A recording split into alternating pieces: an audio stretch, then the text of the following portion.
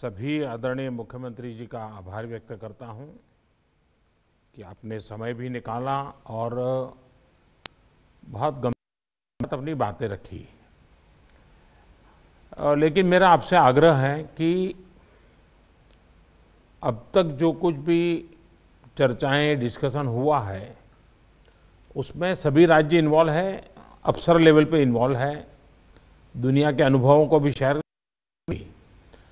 मुख्यमंत्रियों का अपना एक विशेष अनुभव होता है, पब्लिक लाइफ में काम करने वाले लोगों की एक विशेष दृष्टि होती है, क्योंकि इन चीजों को अगर आपके सुझाव मिलेंगे तो मेरा आग्रह है कि आप लिखित में अगर हो सके उतना जल्दी, क्योंकि आज भी कुछ है सबने कि ये हो ये हो ये हो, इससे भी ज्यादा होंगे, ये अगर मिल जाएंगे तो हमें अपनी स्ट्रेटेजी वर्कआउट करने में सुविधा होगी। और कोई किसी पे थोप नहीं सकता है, भारत सरकार निर्णय करे कि हम ये करेंगे और राज्य सरकार, ऐसा नहीं हो सकता। हम सबको मिलकर के ही इस चीज को आगे बढ़ाना पड़ेगा और इसलिए सबके विषयों का बड़ा महत्व है। कोरोना संक्रमण से जुड़े जो प्रेजेंटेशन उनमें भी काफी जानकारियां उभर कर आई है। मैं प्रारंभ में कुछ मुख्य की थी जहां स्थिति जरा बिगड़ रही है। जहां तक वैक्सीन का सवाल है, वैक्सीन की स्थिति और डिस्ट्रीब्यूशन को लेकर भी कुछ भी चर्चाएं हुई हैं। एक प्रकार से मीडिया में जो चलता है वो अलग चीज होती है, हमें तो इन चीजों को ऑथेंटिकली ही आगे बढ़ना पड़ेगा, का हिस्सा है। लेकिन फिर भी काफी चित्र स्पष्ट हुआ है। एक समय था जब हम सभी के सामने चुनौती जान ताकत से लड़ने की थी, लेकिन देश के संगठित प्रयासों ने इस चुनौती से मुकाबला किया, नुकसान को कम से कम रखा। आज रिकवरी रेट और फर्टिलिटी रेट दोनों ही मामलों में भारत दुनिया के अधिकतर देशों से बहुत संभली हुई स्थिति में है। हम सभी के अथक प्रयासों से देश में टेस्टिंग से लेकर ट्रीटमेंट का एक बहुत बड़ा नेटवर्क आज काम कर रहा है। इस नेटवर्क का लगातार विस्तार भी किया जा रहा है। पीएम केयर्स के माध्यम से ऑक्सीजन और वेंटिलेटर्स उपलब्ध कराने पर भी विशेष जोर है। कोशिश ये है कि देश के मेडिकल कॉलेज और जिला अस्पतालों को ऑक्सीजन जनरेशन के मामले में सेल्फ सफिशिएंट बनाया जाए। इसलिए अभी 160 से ज्यादा नए ऑक्सीजन प्लांट्स के निर्माण की प्रक्रिया ऑलरेडी शुरू की गई है। पीएम केयर फंड से देश के अलग अलग अस्पतालों को हजारों नए वेंटिलेटर्स मिलने भी सुनिश्चित हुए हैं। वेंटिलेटर्स के लिए पीएम केयर फंड से 2000 करोड़ रुपए ऑलरेडी स्वीकृत किए गए हैं। साथियों, कोरोना के मुकाबले के बीते 8-10 महीने के अनुभवों के बाद देश के पास पर्याप्त डेटा है। कोरोना के मैनेजमेंट को लेकर एक व्यापक अनुभव है। आगे की रणनीति बताते समय हमें बीते कुछ महीनों के दौरान देश के लोगों ने, हमारे समाज ने कैसे रिएक्ट किया है, कैसे रिस्पॉन्ड किया है, मुझे लगता है इसको भी हमें समझना होगा। देखिए, कोरोना के दौरान भारत के लोगों का व्यवहार भी एक तरह से अलग अलग चरणों में रहा है और अलग अलग जगह पे अलग अलग रहा है। जैसे हम मोटा मोटा देखें तो पहला चरण था, बड़ा डर था, खौफ था, किसी को ये समझ नहीं आ रहा था कि उसके साथ क्या हो जाएगा, और पूरी दुनिया का हाल था। हर कोई पैंडेमिक में था, पैंडेमिक के कारण पैनिक में था और उसी हिसाब से हर कोई रिएक्ट कर रहा था। हमने देखा प्रारंभ में आत्महत्या तक की घटनाएं घटी थी, पता चला कोरोना हुआ तो आत्महत्या कर दी। इसके बाद धीरे धीरे दूसरा चरण आया। दूसरे चरण में लोगों के मन में भय के साथ साथ दूसरों के लिए संदेह भी जुड़ गया। उनको लगा कि भाई इसको कोरोना हो गया मतलब कुछ गंभीर मामला है, दूर भागो। एक प्रकार से घर में से भी नफरत का माहौल बन गया और बीमारी की वजह से समाज में कटने का डर लोगों को लगने लगा। इस कारण कोरोना के बाद कई लोग संक्रमण को छिपाने लगे। उनको लगा कि ये तो बताना नहीं चाहिए, कुछ समाज में मैं कट जाऊंगा। अब उसमें से भी हम धीरे-धीरे समझे लोग बाहर आए, तीसरा चरण शुरू हुआ और तीसरे चरण में लोग काफी हद तक संभलने लगे। अब संक्रमण को स्वीकारने के लगे और अनाउंस भी करने लगे, भाई मुझे तकलीफ है, मैं आइसोलेट कर रहा हूं, मैं क्वारंटाइन कर रहा हूं, आप भी करिए। जो एक प्रकार से लोग भी अपने आप से लोगों को समझाने लगे। लेकिन आपने भी देखा होगा कि लोगों में अधिक गंभीरता भी आने लगी और हमने देखा कि लोग अलर्ट भी होने लगे। और इस तीसरे चरण के बाद हम चौथे चरण में पहुंचे। जब कोरोना से रिकवरी का रेट बढ़ा तो लोगों को लगता है कि ये वायरस नुकसान नहीं कर रहा है, ये कमजोर हो गया है। बहुत से लोग ये भी सोचने लगे हैं कि अगर बीमार हो भी गए तो ठीक हो जाएंगे। इस वजह से लापरवाही का ये स्टेज बहुत बड़ा व्यापक हो गया है। और इसीलिए मैंने हमारे त्योहारों की शुरुआत में ही स्पेशली राष्ट्र के नाम संदेश दे करके सबको हाथ जोड़ करके प्रार्थना की थी कि भाई ढिलाई मत बरतिए, क्योंकि कोई वैक्सीन नहीं है, दवाई नहीं है, हमारे पास एक ही रास्ता बचा है, हम हर एक को कैसे अपने अपने आप बचाएं। और हमारी जो गलतियां हुई वही एक खतरा बन गया, थोड़ा ढिलाई आ गई।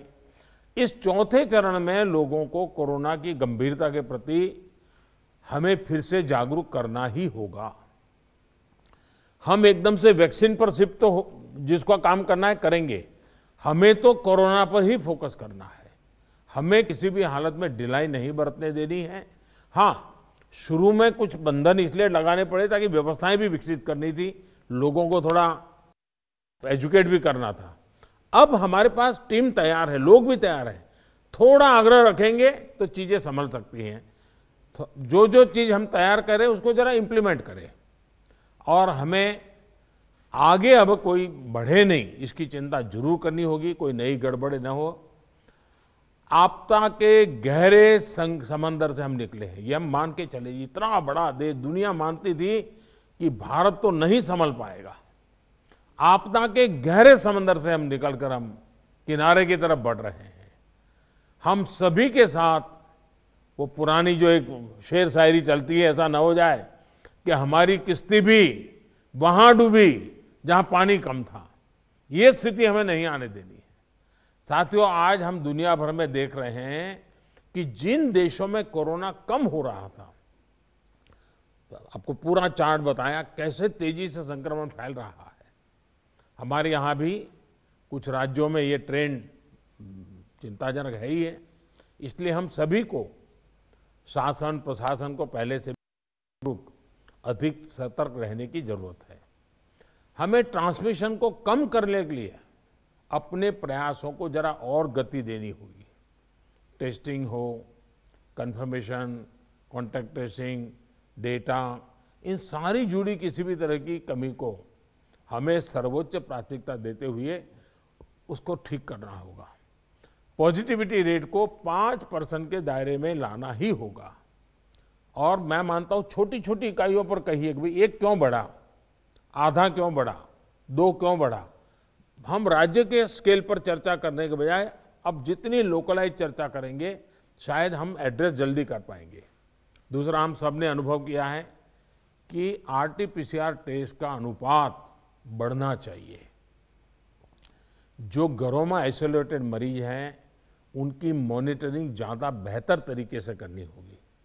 आप भी जानते हैं कि अगर वहां थोड़ी भी ढिलाई रही तो मरीज बहुत गंभीर स्थिति में अस्पताल आता है, फिर हम बचा नहीं पाते हैं। जो गांव है, कम्युनिटी के स्तर पर हेल्थ सेंटर हैं, उनको भी हमें ज्यादा इक्विप करना ही होगा। गांव के आसपास भी इंफ्रास्ट्रक्चर ठीक रहे, ऑक्सीजन की सप्लाई पर्याप्त रहे, ये हमें देखना होगा। हम लोगों का लक्ष्य होना चाहिए कि फैटेलिटी रेट को 1% से भी नीचे लाएं। और वो भी मैंने जैसे कहा, छोटे छोटे इलाके में देखा जाए एक मृत्यु हुई क्यों हुई, जितना इतना फोकस करेंगे तब स्थिति को संभाल पाएंगे। और सबसे बड़ी बात, जागरूकता अभियानों में कोई कमी ना आए। कोरोना से बचाव के लिए जो जरूरी मैसेजिंग है, इसके लिए समाज को जोड़े रखना होगा। जैसे कुछ समय पहले हर संगठन, हर प्रभावी व्यक्ति को हमने एंगेज किया था, उन्हें फिर एक्टिव करना होगा। साथियों, आप भली-भांति परिचित हैं कि कोरोना की वैक्सीन को लेकर इंटरनेशनली और नेशनली किस तरह की खबरें आ रही हैं। आज दुनिया में भी और देश में भी, जैसा अभी आपको प्रेजेंटेशन में पूरा डिटेल बताया गया, करीब-करीब आखिरी दौर पर वैक्सीन के में काम पहुंचा है। भारत सरकार हर डेवलपमेंट पर बारीकी से नजर रखे हुए हैं, हम सबके संपर्क में भी हैं और अभी ये तय नहीं है कि वैक्सीन की 1 डोज होगी, 2 डोज होगी या 3 डोज होगी। ये भी तय नहीं है कि इसकी कीमत कितनी होगी, उसकी कीमत कितनी होगी, ये कैसी होगी। यानी अभी भी इन सारी चीजों के सवालों के जवाब हमारे पास नहीं है, क्योंकि जो इसके वाले हैं, दुनिया में जिस प्रकार की कॉरपोरेट वर्ल्ड भी है, उनका भी एक कंपटीशन है। दुनिया के देशों के भी अपने अपने डिप्लोमेटिक इंटरेस्ट होते हैं। WHO से भी हमें इंतजार करना पड़ता है। तो हमें ये इन चीजों को वैश्विक संदर्भ में ही आगे बढ़ना पड़ेगा। हम इंडियन डेवलपर्स और मैन्युफैक्चरर के साथ भी हमारी जो भी टीम काम कर रही है पूरी तरह संपर्क में है। अलावा ग्लोबल रेगुलेटर्स, अन्य देशों की गवर्नमेंट्स, मल्टीलेटरल इंस्टीट्यूशंस और साथ ही इंटरनेशनल कंपनीज, सभी के साथ जितना संपर्क बढ़ सके, जितनी रियल टाइम कम्युनिकेशन हो, इसके लिए पूरा प्रयास, एक व्यवस्था बनी हुई है।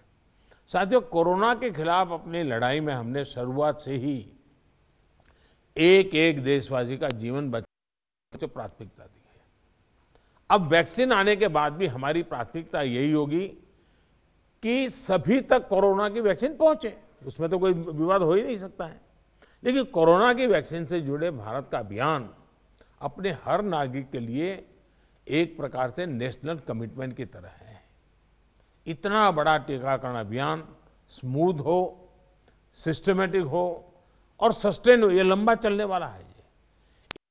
हम सभी को, हर सरकार को, हर संगठन को एकजुट होकर के, कोऑर्डिनेशन के साथ एक टीम के रूप में काम करना ही पड़ेगा। साथियों, वैक्सीन को लेकर भारत के पास जैसा अनुभव है वो दुनिया के बड़े-बड़े देशों को भी नहीं है। हमारे लिए जितनी जरूरी है स्पीड है, उतनी ही जरूरी है सेफ्टी भी है। भारत जो भी वैक्सीन अपने नागरिकों को देगा वो हर वैज्ञानिक कसौटी पर खरी होगी। जहां तक वैक्सीन के डिस्ट्रीब्यूशन की बात है तो उसकी तैयारी भी आप सभी राज्यों के साथ मिलकर के की जा सके रही है। वैक्सीन प्राथमिकता के आधार पर किसे लगाई जाएगी, ये राज्यों के साथ मिलकर के एक मोटा-मोटा खाका भी आपके सामने रखा है कि भाई अगर इस प्रकार से WHO ने जो कहा है हम चलते हैं तो अच्छा है, लेकिन फिर भी ये निर्णय तो हम सब मिलकर के ही करेंगे। उनके सुझाव का महत्व इसमें बहुत रहेगा, क्योंकि आखिरकार उनको अंदाज है कि उनके राज्य में ये कैसे होगा। हमें कितनी अतिरिक्त कोल्ड स्टोरेज की जरूरत रहेगी, मुझे लगता है कि राज्यों ने इस पर अभी बल देकर के व्यवस्थाएं खड़ी कर देना शुरू कर देना चाहिए। कहां-कहां संभव हो गए, उसके पैरामीटर्स क्या हो गए, उस पर हमें यहां से सूचनाएं तो डिपार्टमेंट को चली गई है, लेकिन इसको अब इम्प्लीमेंट करने के हमने रेडी रखना पड़ेगा। और जरूरत पड़ी तो अतिरिक्त सप्लाई भी सुनिश्चित की जाएगी। और इसका विस्तृत प्लान बहुत जल्द ही राज्य सरकारों के साथ मिलकर के तय कर दिया जाएगा। हमारी राज्यों की और केंद्र की टीम साथ लगातार वो बातचीत कर रहे हैं, काम चल रहा है। केंद्र सरकार ने राज्यों से कुछ समय पहले आग्रह किया था कि स्टेट लेवल पर एक स्टीयरिंग कमेटी एवं स्टेट और डिस्ट्रिक्ट लेवल पर टास्क फोर्स का, और मैं तो चाहूंगा कि ब्लॉक लेवल तक हम जितना जल्दी ये व्यवस्थाएं खड़ी करेंगे और किसी न किसी एक व्यक्ति को काम देना पड़ेगा। इन कमेटियों की रेगुलर बैठकें हो, उनकी ट्रेनिंग हो, उनकी मॉनिटरिंग हो, और जो ऑनलाइन ट्रेनिंग होती है वो भी शुरू हो। हमें हमारा रोजमर्रा के काम के साथ कोरोना से लड़ते लड़ते भी इस एक व्यवस्था को भी विकसित तुरंत करना पड़ेगा, ये मेरा आग्रह रहेगा। जो कुछ सवाल आपने कहे हैं, कौन सी वैक्सीन कितनी कीमत में आएगी, ये भी तय नहीं है। मूल भारतीय वैक्सीन अभी दो मैदान में आगे हैं, लेकिन बाहर के साथ मिलकर के हमारे लोग काम कर रहे हैं। दुनिया में जो वैक्सीन बन रही हैं, वे भी मैन्युफैक्चरिंग के लिए भारत को के लोगों के साथ ही बात कर रहे हैं, कंपनियों के साथ। लेकिन इन सारे विषयों में हम जानते हैं कि 20 साल से मान लीजिए कोई दवाई पॉपुलर हुई है, 20 साल से लाखों लोग उसका उपयोग कर रहे हैं, लेकिन कुछ लोगों को उसका रिएक्शन आता है, आज भी आता है, 20 साल के बाद भी आता है। तो ऐसा इसमें भी संभव है। निर्णय वैज्ञानिक तराजू पर ही तोला जाना चाहिए। निर्णय उसकी जो अथॉरिटीज हैं, उन अथॉरिटीज के सर्टिफाइड व्यवस्था से ही होनी चाहिए। हम लोग समाज जीवन की चिंता करते हैं, लेकिन हम सब जानते हैं कि हम कोई वैज्ञानिक नहीं है, हम इसकी एक्सपर्टाइज हमारी नहीं है। तो हमें दुनिया में से जो व्यवस्था के तहत जो चीजें आती हैं, आखिरकार उसी को ही स्वीकार करना पड़ेगा और उसको स्वीकार करके हम आगे चलेंगे। लेकिन मैं आपसे आग्रह करूंगा कि आप के मन में जो योजना हो, खास करके वैक्सीन के संबंध में, किस प्रकार से आप डिलीवरी नीचे तक ले जाएंगे, आप जितना जल्दी बहुत डिटेल प्लान करके लिख करके भेजेंगे तो निर्णय करने में सुविधा होगी। और आपके विचारों का ताकत इसमें बहुत है।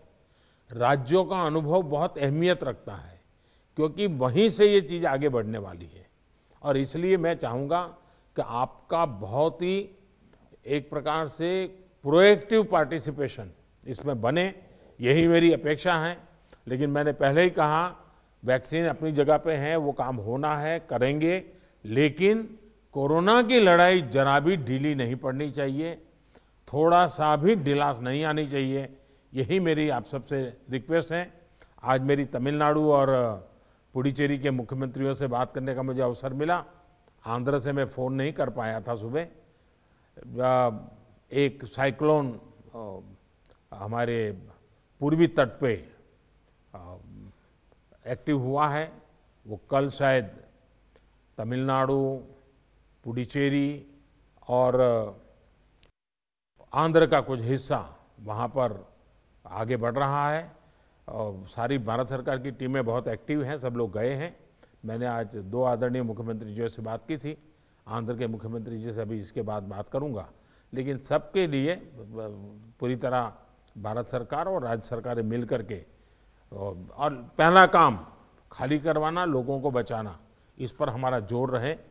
फिर एक बार मैं आप सबका बहुत आभारी हूं, आप सबने समय निकाला। लेकिन मैं आग्रह करूंगा कि आप जल्दी से मुझे कुछ न कुछ जानकारियां भेजिए। धन्यवाद।